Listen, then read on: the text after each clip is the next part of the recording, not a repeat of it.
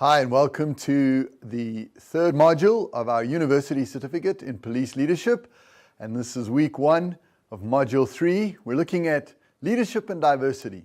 We understand how important it is in police leadership to be able to be an inclusive leader. And so we're going to unpack some of those dimensions in this module. You will have done that in your reading and of course in the discussion time.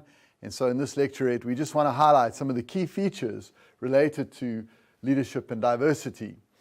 When we think about diversity, of course, we need to define diversity. There are so many ideas and opinions around what diversity is. And so we label diversity as this notion of differences. Differences among people in terms of either age or gender, race, or other dimensions. And so it's this notion of difference, how you might be different or a person might be different from another based upon these criteria. And then we look at workforce diversity, in which the workforce is made up of people with different human qualities or who belong to various cultural groups. And we're going to unpack some of those cultural dimensions when we talk about Hofstede's culture GPS and the notion that there are cultural differences that add to this dimension of diversity, especially within a multicultural Canada. So the value of organizational diversity, is there value to diversity within an organization? Of course, the first one is this idea that diversity of thought aids in achieving high performance. And this is very true. We've seen this in high-performing teams where diversity is a very powerful tool for promoting agile and collaborative decision-making as different perspectives are brought to the table, brought to bear upon problems and upon challenges. And that leads to the second notion of a broader and deeper base of ideas, opinions, and experiences. And that's what we want. If everybody's coming to a problem from the same perspective, from the same vantage point, from the same paradigm and worldview, you're going to have problems. You also, with diversity, have increased creativity, and with that, increased innovation as people, again, look at challenges and situations from these different vantage points. This gives you financial competitiveness and helps also meet the needs of diverse customers. And as we think about policing in the 21st century, we know that as police officers and as police leaders, you're dealing with a community that is very diverse. And so you want that diversity to be represented in your organization as well. Of course, with diversity, though, we have some of these challenges that we read about, that we see in the media. And the first is this notion of ethnocentrism. And this is the belief that one's own culture and subculture are inherently superior to other cultures. This can be cultures that come into Canada that then group together, and they group together believing that their culture is superior to the cultures around them and to Canadian culture. Or this could be amongst sometimes those of the receiving culture and the belief that that culture is superior. Ethnocentrism is a little bit different to prejudice. Prejudice is an adverse feeling or opinion formed without regard for the facts. So stereotyping leads us often to prejudice. Somebody might have an experience with someone from a certain culture group, and then they begin to stereotype and label everyone in that way, and they build a prejudicial perspective, an adverse feeling or opinion. And then, of course, this notion of stereotyping, a rigid, exaggerated, or irrational, and typically negative belief or image associated with a particular group of people. And we saw this in apartheid South Africa, where I experienced this idea of apartheid, and it grew from the stereotyping of a certain groups of people, and it was irrational and was a negative belief. This is, again, different to discrimination, which is actually an action. Discrimination is the act of treating people differently based on prejudices, attitudes, and stereotypes. And then one other definition we want to talk about is the glass ceiling, which we today actually more refer to as the leadership labyrinth. And that is where we have this barrier, and it's an invisible barrier that separates women and minorities from top leadership positions. We call it the leadership labyrinth much more than the glass ceiling now, because once you navigate your way through the labyrinth, and there are many factors that contribute to that labyrinth as a minority or as a woman, to achieve leadership positions, once you've navigated that labyrinth, which is very challenging, you then ultimately face this glass ceiling. And we'll talk a little bit about that. Your reading, of course, addresses this intensively. One of the things we notice that when you think about the leadership labyrinth, one is for women, is this notion that they still work full-day career and then come home and have to attend to their domestic responsibilities.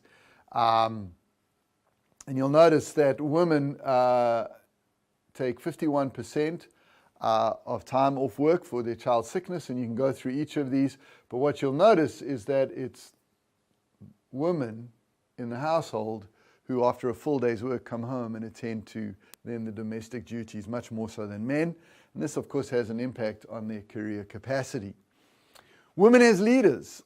We notice that women are great transformational leaders, and that's why they imbibe the 4 I's of transformational leadership: idealized influence, inspirational motivation, intellectual stimulation, and individualized consideration. And so whilst we know that there is this leadership labyrinth and this glass ceiling that inhibits women, police organizations really need to be thinking about designing the organization in such a way that it mitigates some of those labyrinth issues that impact women, such as gender stereotypes, working at home, domestic responsibilities, and so on and so forth. And understanding that women are phenomenally effective leaders when given the opportunity to do so. And that is no less true in policing. And so here is a comparison, just to highlight what I've just stated, between male and female leaders. And you can see that women have a much higher idealized influence. In other words, women model the behavior that they expect from their followers. That's idealized influence. Women have a much higher inspirational motivation. They're able to focus on the vision and help people understand their unique contribution to that vision and the role they play. Women very definitely invoke intellectual stimulation amongst their followers, calling upon them and stretching them with challenging assignments because they have this individualized consideration. They know who the followers are. They get involved in their lives. As we know, leaders always initiate and maintain relationship. What does that mean then in terms of police organizations and their outcomes? Well, number one, when you have this kind of transformational leadership, followers give extra effort, and it's proven empirically that transformational leadership, especially from women, leads to these higher organizational outcomes. Followers are more effective, and there's a higher level of employee satisfaction. And so it's really important when we think about leadership and diversity within a police organization, that one of the key areas of diversity that we need to look at, design for, and embrace is women in leadership. My colleague and I are presenting, hopefully, we've submitted a proposal to present Women Courageous, based upon the landmark book, Why Women Mean Business. And it deals with so many of these issues, and I encourage you to get that book. Moving away from diversity in terms of gender, we now move to diversity in terms of culture. And one of the simple examples in your textbook, of course, is how different cultures prefer to shake hands.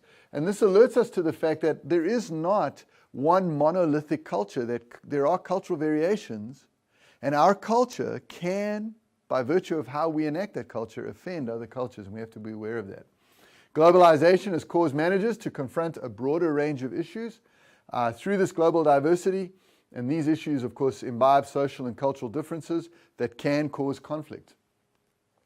So we need to develop emotional intelligence, EQ, we've talked about that. We need to develop social intelligence, but we also need to develop CQ, cultural intelligence, the ability to use reasoning. And I really like this idea here, the ability to use reasoning and observation to interpret unfamiliar situations and devise appropriate behavioral responses. I want to speak very quickly to that. You can read through these. They're in your textbook: the cognitive, your observational and learning skills, your emotional, self-confidence and self-motivation, to engage with other cultures and to learn other cultures, and then your ability to shift your speech patterns and expressions to match other cultures and to ensure that you don't cause offense. So one of the great tools I want to leave you with as you think about leadership and diversity and this idea of inclusive leadership, not only in terms of gender, but also in terms of other national cultures, is Hofstede's Culture GPS. And you can download it for free from either the Google Play Store or the iTunes App Store. And it's brilliant because Hofstede did a study of 100,000 IBM employees worldwide, and he came up with 5 cultural distinctions that are inherent in each culture and how those differ. Masculinity, long-term orientation, and so on and so forth. And I've put the URL here for you. You can go to his website. You can do a comparison, for instance, between Chinese and Canadian culture, or South African and Italian culture, and you can see that there are tremendous differences that this highlights. And so it's a very useful tool, but it alerts us to the fact that there are these cultural differences. And here's an example of that: power distance index, uncertainty avoidance, individualism, and masculinity. These can all be found, and you can see the ratings for each country. And as a police officer and a police leader, this is a tremendously helpful tool, and it's free. So I encourage you to get it. You can look through what each of those mean in your textbook, and how each culture then expects leaders, expertise. And you can see in Japan, leaders are expected to be experts, whilst in Sweden, they are not. And so that awareness, again, helps us when we're dealing with different cultures as to how they perceive of us as leaders. We've got to end. We've got to end this video for this session 1. I want to highlight for you, as we end off, the stages of personal diversity awareness. Many, many people, when they confront diversity, either another culture or something that is different, that is not the same as what they feel they're used to, they become defensive. And that posture of defensiveness then needs to be overcome. And we move from defensiveness, especially as we build relationships and we get to know people of other cultures or who are different from us, we move to minimizing differences. And so we hide or trivialize the cultural differences. And then from there, we move from that to this notion of acceptance. And we say, you're different and I accept that difference, and we kind of adjust and learn to work with that. Then there's adaptation, the ability, and this is really exciting, to empathize with those of other cultures. Not only are you just accepting the culture, but you're actually now getting to know that culture, understand that culture, and empathize, identify with the differences. And instead of saying they should be like us, you're able to understand the difference and embrace it and support it. And finally, we move to integration, which is the highest level of awareness. And this is a multicultural attitude. It enables one to integrate differences and adapt both cognitively and behaviorally. Great police leadership will be marked by the capacity to be inclusive, will be marked by the capacity to design organizational structures that embrace diversity, facilitate diversity, celebrate diversity, and leverage diversity for organizational strength. Thank you very much.